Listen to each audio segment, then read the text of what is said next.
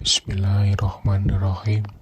Assalamualaikum warahmatullahi wabarakatuh. Syukur alhamdulillah kita bisa berjumpa lagi di channel ini. Salawat dan salam selalu dan tetap tercurahkan kepada junjungan kita Nabi besar Muhammad SAW. Harapan dan doa saya, semoga saudaraku semuanya selalu diberikan kesehatan, dilapangkan rezekinya, diampuni dosa-dosanya, dan dipanjangkan umurnya. Amin, amin, ya rabbal alamin.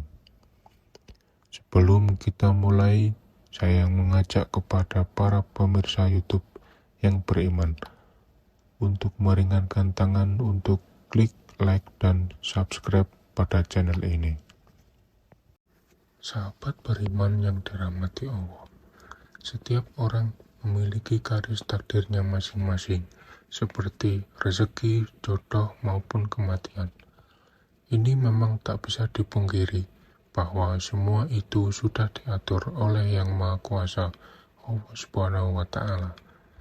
Mungkin kita pernah melihat bahwasannya, meski sebagian besar orang melakukan kerja keras agar mendapatkan rezeki atau kekayaan yang berlimpah, namun pada kenyataannya masih banyak yang belum mampu mendapatkan layaknya yang diinginkan.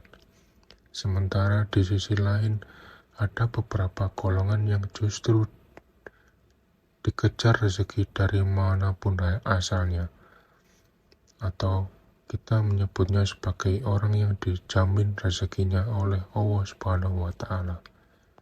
Ini sebagaimana yang dijelaskan dalam Quran surat At-Talaq ayat 3. Allah Subhanahu wa Ta'ala telah berfirman, dan memberinya rezeki dari arah yang tiada disangka-sangkanya. Dan barang siapa yang bertawakal kepada Allah, niscaya Allah akan mencukupkan keperluannya. Sesungguhnya Allah melaksanakan urusan yang dikehendakinya. Sesungguhnya Allah telah mengadakan ketentuan bagi tiap-tiap sesuatu dari ayat tersebut. Sudah dijelaskan bahwa barang siapa yang bertawakal kepada Allah, niscaya Allah akan memberi jalan keluar dan rezeki dari segala arah yang tak pernah kita sangka-sangka. Lalu, siapa dan apa cirinya orang yang selalu dikejar-kejar rezeki tersebut? Yang pertama adalah orang yang suka bersedekah. Seperti kita tahu, bersedekah merupakan hal yang sangat terpuji, karena dengan memberikan sedikit harta dari penghasilan kita secara tidak langsung, kita telah membantu banyak orang. Dan doa orang yang teraniaya sangatlah mustajab di hadapan Allah Subhanahu wa Ta'ala.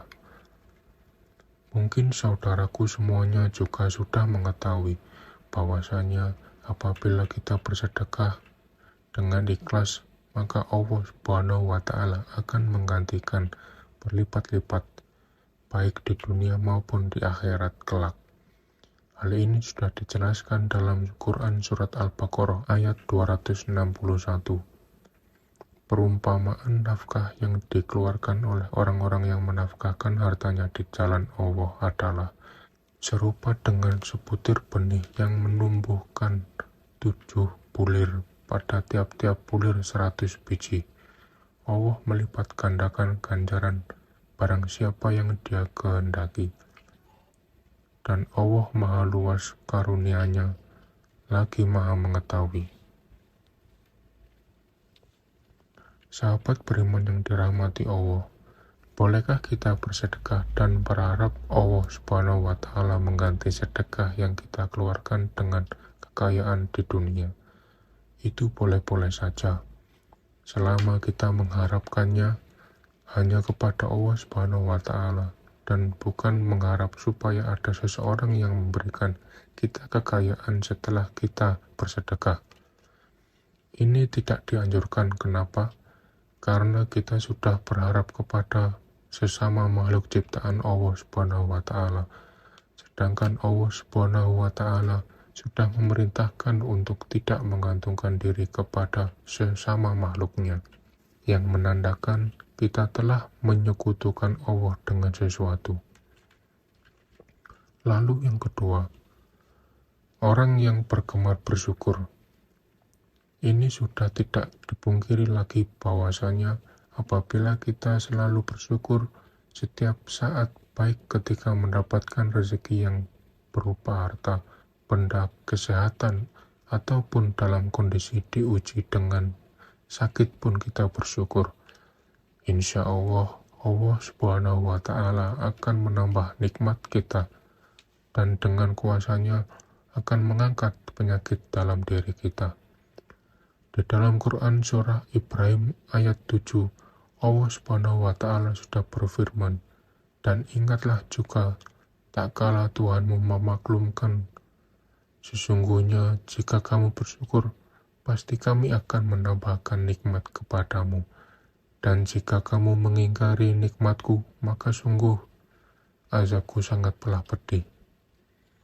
Dari ayat di atas sudah dijelaskan bahwa Barang siapa yang sering mensyukuri nikmat yang diberikan Allah Subhanahu wa Ta'ala, maka Allah akan menambahkan nikmat untuk kita. Akan tetapi, jika kita mengingkari nikmat yang diberikan Allah Subhanahu wa Ta'ala, maka Allah akan mengazab orang tersebut dengan azab yang sangat pedih. Untuk itu, teruslah bersyukur dalam segala kondisi, dan lakukan setiap hari ini, insya Allah nikmat kita akan terus ditambah oleh Allah Subhanahu wa Ta'ala. Amin, amin ya rabbal alamin. Yang ketiga, orang yang sering membaca Al-Quran, terutama surah Al-Waqiah. Surat Al-Waqiah memang dikenal memiliki keutamaan dalam hal mendatangkan rezeki atau nikmat. Dalam hadis Ibnu Adi disebutkan bahwa kita sangat dianjurkan untuk mengajarkan surat Al-Waqiah kepada istri atau keluarga dan anak-anak kita, karena surat tersebut merupakan surat yang mampu menderaskan rezeki bagi siapapun yang mengamalkannya, insya Allah. Yang keempat, orang yang sering beristighfar. Istighfar merupakan salah satu usaha batiniah kita untuk memohon ampunan kepada Allah Subhanahu wa Ta'ala atas rezeki, atas segala dosa yang kita perbuat. Lalu, apa hubungannya dengan selalu dikejar rezeki? Orang yang selalu beristighfar dalam kondisi apapun secara tidak langsung dapat membersihkan hatinya dari segala dosa dan kesalahan. Ketika hati kita bersih, maka kemungkinan besar rezeki yang diberikan oleh Allah Subhanahu wa Ta'ala bisa sampai kepada kita. Dalam Quran surat Hud ayat 3, Allah Subhanahu wa Ta'ala sudah berfirman, dan hendaklah kamu meminta ampunan kepada Tuhanmu dan bertaubat kepadanya.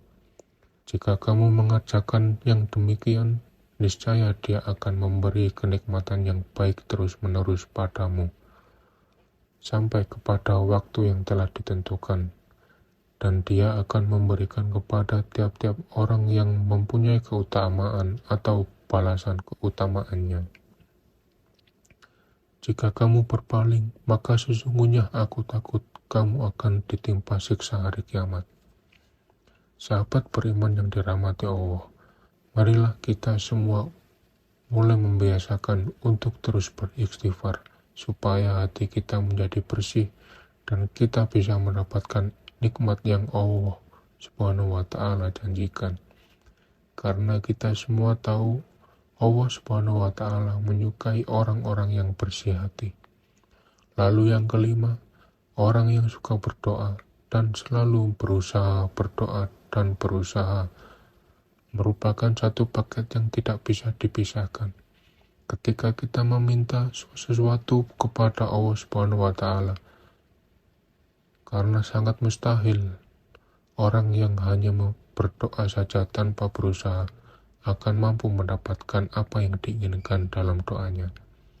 Untuk itu, selain kita berdoa, juga berusaha untuk mendapatkan hasil dari doa yang sudah kita panjatkan kepada Allah Subhanahu wa Ta'ala, sebagaimana sebuah ungkapan manjata wajada, yang artinya barang siapa yang bersungguh-sungguh akan menemukan hasil yang diinginkan.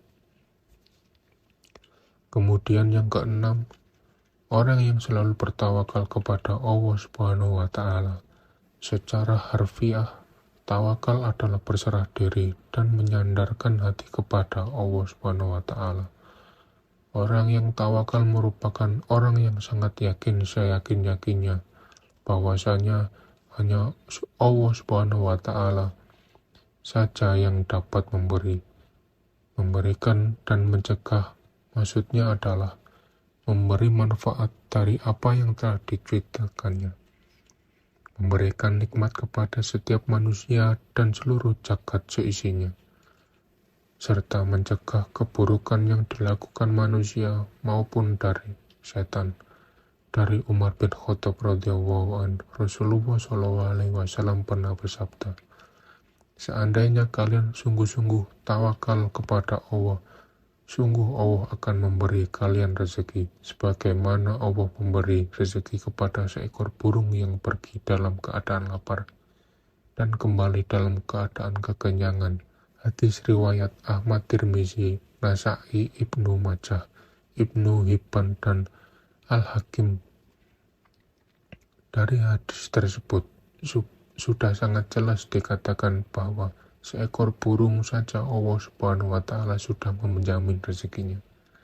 Apabila kita sebagai manusia yang mau bertawakal hanya kepada Allah Subhanahu wa Ta'ala, insya Allah rezeki kita tidak akan pernah putus diberikan oleh Allah Subhanahu wa Ta'ala kepada kita. Demikian yang bisa saya bagikan. Semoga video ini bermanfaat untuk semua. Amin ya rabbal alamin. Wassalamualaikum warahmatullahi wabarakatuh.